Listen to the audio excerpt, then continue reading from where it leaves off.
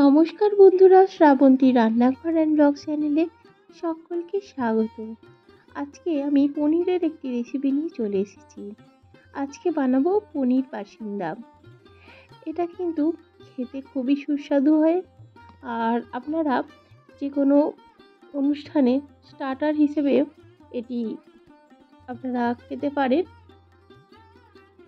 পনিরগুলো আমি স্লাইস করে কেটে নিয়েছি, আর এখানে আমি পুদিনা আর ধনিয়া পাতা নিয়েছি।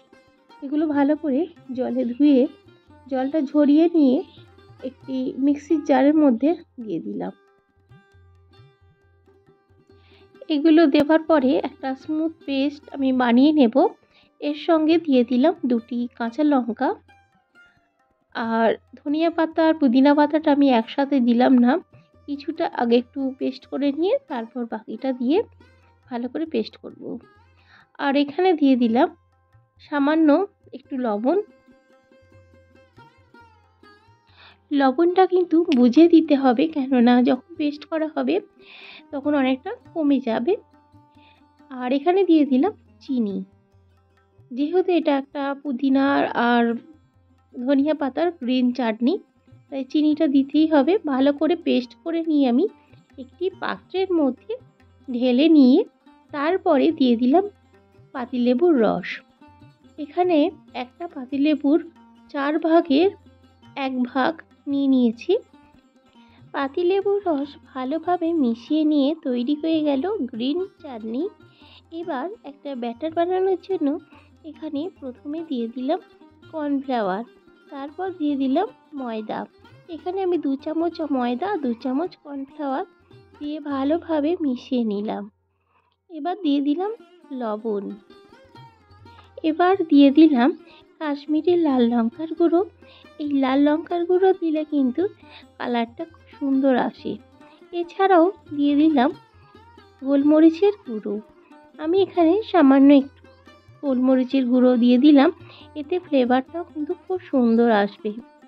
এবার ভালোভাবে মিশিয়ে নিয়ে অল্প অল্প জল দিয়ে একটা ব্যাটার বানিয়ে নেব। ব্যাটারটা কিন্তু খুব পাতলাও হবে না আর খুব বেশি ঘনও হবে না। একটা খুব সুন্দর ব্যাটার বানিয়ে নিলাম।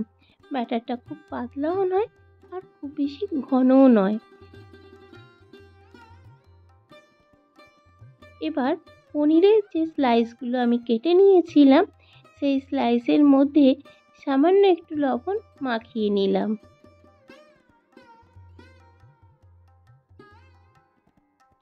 এবার একটি স্লাইস নিয়ে নিলাম হাতের মধ্যে, আর যে গ্রিন চাটনিটা আমি বানিয়েছিলাম সেখান থেকে আমি 1 চামচের মতো দিয়ে খুব সুন্দরভাবে আমি চাড়িয়ে নিলাম।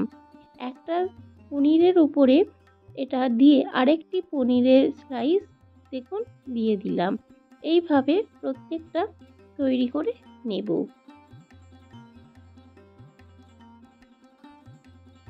পনির পাসিন্দা তৈরি করতেও যেমনটা সহজ, খেতেও কিন্তু খুবই সুস্বাদু হয়।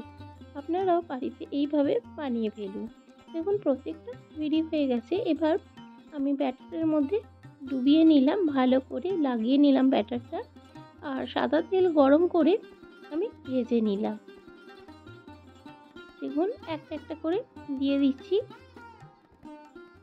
গ্রিন চাটনিটা একটু একটু বেরিয়ে যাচ্ছিল, তো আমি ব্যাটারের মধ্যে ভালো করে ডুবিয়ে নিয়ে একটা করে দেখুন ভেজে নিচ্ছি। এখানে আমি 3টে ভাজবো প্রথমে, তারপর বাকিগুলো ভেজে নেব।